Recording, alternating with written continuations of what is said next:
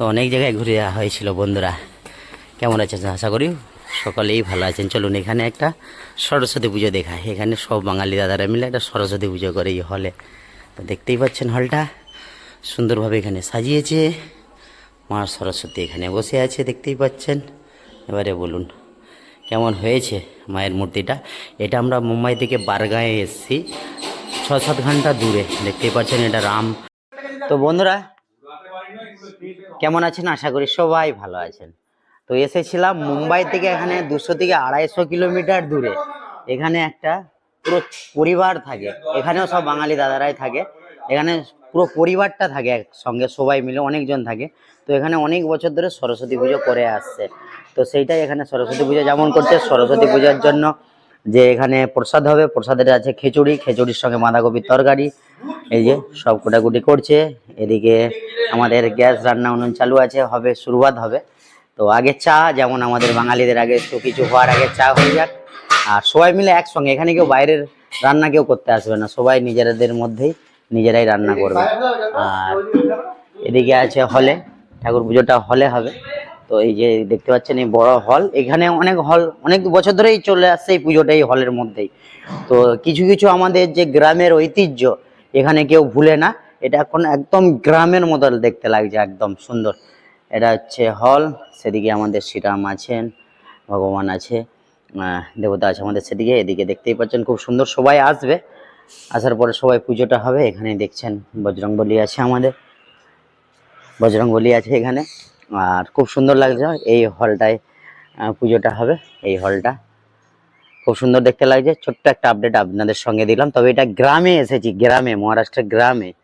এইখানে তীরকাঠি বানানো চলছে খুব সুন্দরভাবে, দেখতে পাচ্ছি যেরকম গ্রাম সেরকম না হয়েও গেছে। এই যে 4টে লাগবে, 3টে হয়ে গেছে সুন্দরভাবে।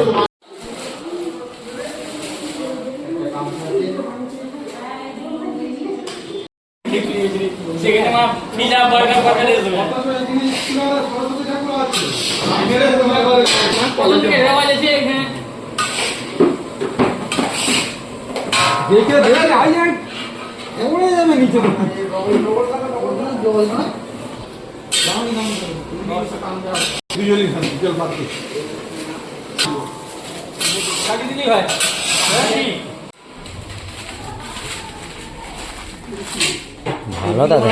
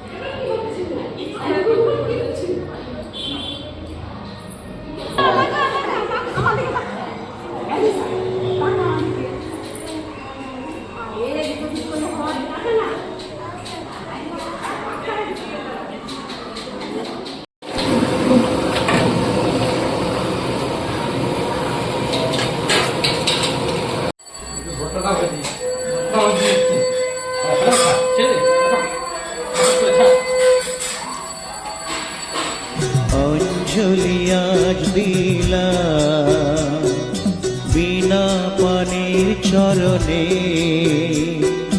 মাগো গ্রহণ করো।